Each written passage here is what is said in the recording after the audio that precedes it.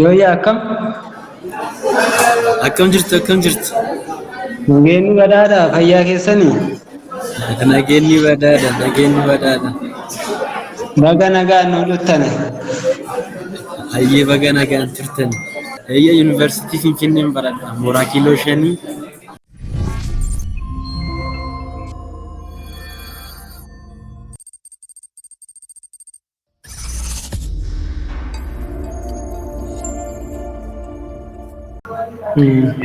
Haala baruu barsiisuu faana wal qabatee fi haala akkatti itti jooyin goonu kana faana wal qabateeti.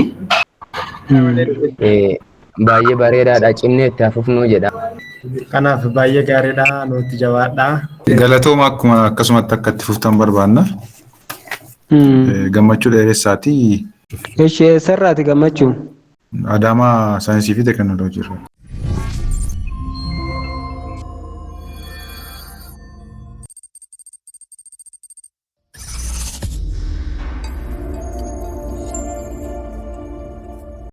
Amma maayikii keessan bantanii dubbachuu dandeettanii yaada jiru yuunivarsiitii irraa yaada keessan mee dubbadha. Gara itti fufi. Harka baaseera.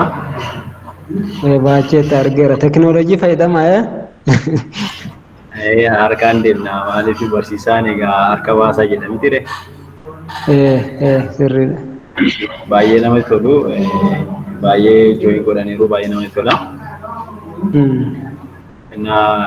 Yaadani qabu yaada muraasadha. Haala baruu barsiisuu faana wal qabatee fi haala akkatti itti jooyin goonu kana faana wal qabateeti.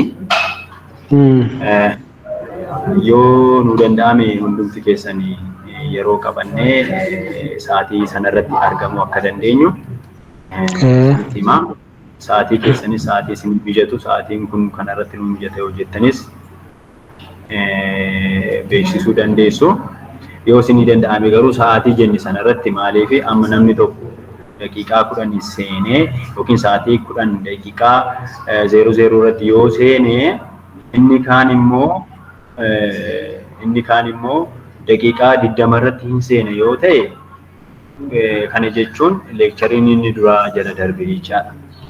Kanaafuu hin galuuf jechaadha amma ta'e wayii yeroo jechaa haaraatti ta'a waan ta'eef kanaafuu sa'aatii sanarratti haaseennu inni lammaffaa immoo adaraa keessan isin warri amma kun viidiyoo kanarratti yookiin laayivii kanarratti seentanii argamtan kun carraa guddaadha waan ta'eef liinkii isaa sheer godhaa ijoollee beektaniif gaafa sheer gootan inni beeku sunis ijoollee beeku sanaatiif warra kaaniitiif sheer gochaa hin deema.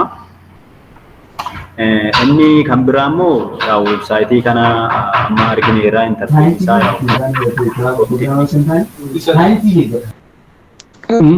mootiin dubbatin mootii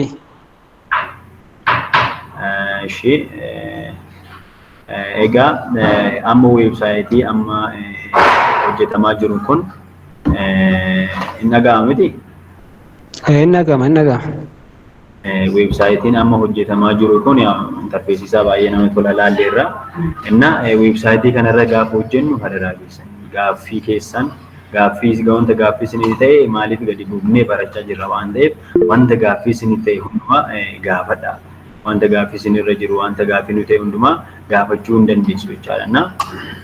Inni kan biraa immoo weebsaayitii kanarraa maal gochuu dandeenya? Nutis weebsaayitii mataa keenya uummachuu dandeenya jechaadha. Weebsaayitii kana gaafa barannu weebsaayitii mataa keenya nutis uummachuu dandeenya jechaadha. Yoom kanarraa gaafa baranne jechaadha.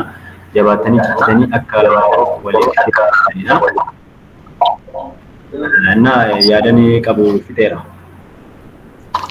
Hayyee galatoomii Darajaa Bulee Yuunivarsiitii Bulee Horaarraati. Abarraa Waggaarii fi mootiin harka baasanii turanii amma mee abarraan dubbatu. Yeroo dubbattan eessarraa akka ta'e dubbataati. Abarraatti fufi. Yoo yaadan qabaanne nama biraatti fuuti harka baatteetta waan ta'eef abarraa. Namni gaaffii qabullee jiran mootii joon arginu. Ishi mootii moo eenyurraa duratti harka kabaase. Yoo yaadan qabaanne itti fufna waan ta'eef guyyaa isinii tolu silaa silaa guyyaa kanarratti dubbanne gaariidha. Abarraa waa gaarii harka baafteetta garuu hin dubbanne. Ijoolleen Haromayaa Derejeelee hin dubbanne dubbatuu qaba. Mattuu Yuunivarsiitiileen baay'eedha as keessa hin dubbanne. Adaamaalleen baay'eedha. Daqiiqaa ja'a qabna waan ta'eef sa'a 11ttidha waan kan xumurru. Daqiiqaa ja'a qabna yaada keessa sirra barbaadna. Asirratti yaada tokko ijoollee hunda bobeessittee gaariidha. Okay. Itti fufi. Derejjee Shibbiruu itti fufi. Okay, dhagamaa jiraam. Dhagama. Okay, baay'ee gaariidha. Eessarraa akka ta'e ibsiiti eessarraa akka ta'e ibsi. Okay. Derejjeen baay'ee jira as keessa immoo Derejjee Shibbiruuti. Yuunivarsiitii Harammayyaa irraa jira. Yuunivarsiitii Harammayyaa baay'ee bareedaadha. Caalaa immoo cimnee akka dhufnu jechuu barbaada. Ijoollonni immoo sagaleen dhagahamaa garuu eessatti ijoollee maayikii yeroo namni tokko dubbatu maayikii cufadha. Maaliif seera onlaayinii walii wal barreessisaa deemna. Yoo tokko dubbatu tokko jala mute godha. Raasaa baata. Shibbiruu Derejjee Shibbiruu itti fufi. Okay, baay'ee bareedaadha. Gidduutti immoo nuyi waayifaa nu jalaa badee ture warra asii immoo baay'ee wajjin hordofaarra. Baay'ee bareedaadha. Cimnee itti fufnu jedha. Ammoo isa kaaniif immoo sa'aatii fi sa'aatiin fakkeenyaa fi namni tokko hundi keenyaayyuu barattoota waan ta'eef amma akka gibbii keenyaatti immoo yeroo boqonnaarra jirra. Gibbiin biraa immoo barnootarra jiraachuu danda'a. Ishee kanaaf immoo sa'aatiin tokkummaa yookiin sa'aatii tokko irratti yookiin guyyaan tokko immoo qabamuun dirqama ta'a jechuudha. Guyyaa kana immoo asumarraan osoo iddoo kanarraan bu'ee osoo nuu qabdanii kaatanii asirraa buutanii jechuun barbaada. Galatoomaa. Okay, isama warri reeppii dubbadha. Sa'aatii isii ta'e an sa'aatii hundinaa fi hin ta'a. Isiniif ka ta'u amma dareellee achi Haromayaa Yuunivarsiitii irraati Derejjee Shibbiruuti. Asii Bulee Horaarraa Derejjee Buleeti. Ijoollee naannoo biraa nan qunnamne gamma sila isinmee waliin dubbadhaati. Isinitti beeka waan ta'eef ijoolleen maarraa akka jiran qormatarra ka jiran ammoo boqonnaalee jirtan isinitti beeka waan ta'eef warri reeppii asirratti yaada jabaa dubbadhaati yookaan guyyaa biraa karaa teelegiraamii kiyyaanii isin beeksisuu hin danda'a. Akkuma kana seenuu hin dandeenya garuu viidiyoolee riikardiin ta'a moor qaamaan dhufanii baratanillee gaariidha. Kanaafuu isarratti isin warri reeppii dubbadhaati. Haa ta'u akkas goona nagaa miti? Nagama. Asirratti yoo murteessuu baanillee bilbilumaan haasofnee ijoolleen kun murteessuu wayya jedhee yaada. Sa'aatii nuu danda'ametti sa'aatii ijoollee hundumtuu seenuu danda'an jechaadha. Nuti hundumtuu argamnee iddootti nuti access gochuu dandeenyu sana sa'aatii sana qabannee murteessinee yookiin gara galgalaa ta'uu danda'a yookiin guyyaa ta'uu danda'a. Guyyaa itti barnoota keenya faanallee hin buune guyyaa itti qormaata keenya faanallee hin buune ilaallee arreenji goonee ijoollee fiffilaman kana tokko tokkoon na bira jiru waan ta'eef bilbilee nan qunnama karaa keessaa sosiisuu nan danda'a waan ta'eef rakkoo qabu. Okay, mattu itti fufaa carraan keessan badhaadha. Isinuma kas jirra. Abdii Tolesaa mattu Yuunivarsiitii irraa dubbadhu. Namuu waa dubbadhaatii ba'a. Keessattuu Yuunivarsiitii irraa makuma keessanillee bobeessitanii baatanillee guyyaa addaa guyyaa jalqabaa waan ta'eef mattuu Yuunivarsiitii carraa kenneeraaf itti fufi.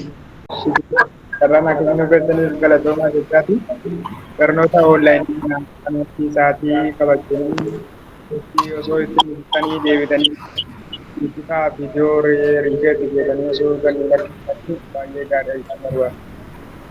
Baay'ee namni biraa jira.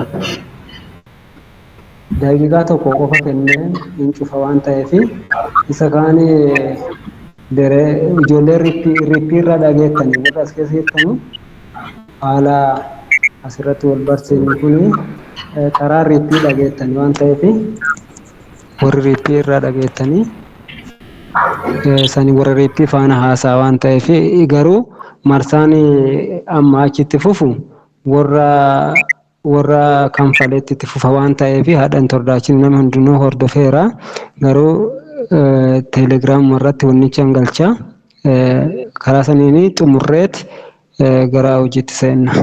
Mulaatu ado dubbattee wayyu moo deeskitooppii irra jirti?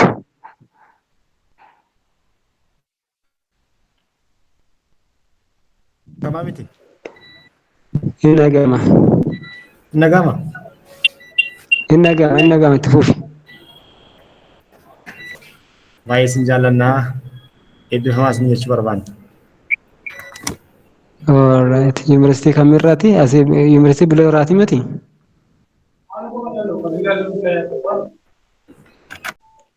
Ayyee. Fudhannee irra warra nu barreessa jirullee. Alright. Kana fakkaata. Almost yaadni baay'ee ka'ellee gaariidha. Isa amma jedhe sani gaafa ammaachi ijoollee riphii irra dhageettanii yookaan karaa teelegiraamii irratti meesajii ni barreessa. Isa akkasiin itti fufna. Har'a namni hundinuu akka seenu godheera. Kanaafuu marsaan lammaffaa karaa yaaduma amma dubbadhe sanii itti fufna. Asirratti garuu gorsi akka obbolummaatti isin gorsi tokko maanti jira seetanii namni kilaasii keessa yeroo baratu baay'ee waan kilaas keessa jiruu fi wanni environmentii hojii keessa jiru garagara keessattuu short term training wanni kennamu kuni baay'ee namaaf fayyada. Ji'a turra waan ta'eef yeroo projektii as keessatti hojjennu kana nuti projektii irratti fookasii goona malee tiyeerii amma achi baay'inaan nuti taagota kana HTML irratti illee ta'e PHP irratti ta'e immoo CSS irratti ta'e immoo taagii san fuuneet koodii isaa barreessaa deemna. I hope baay'ee keessan hin fayyadamtanii projektii eebbaarralletti baay'ee fayyadamtanii long term training short term training garaagarummaa isaa maalidha? Short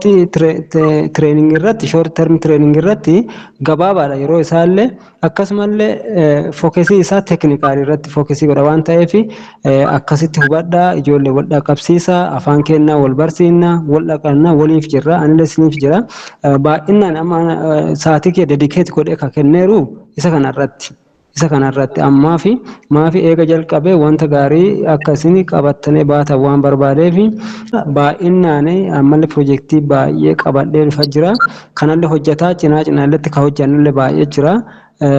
Inni galateeffatanii I hope kana hin shakku garuu wanni isin godhuu qabdanu qophaa'a.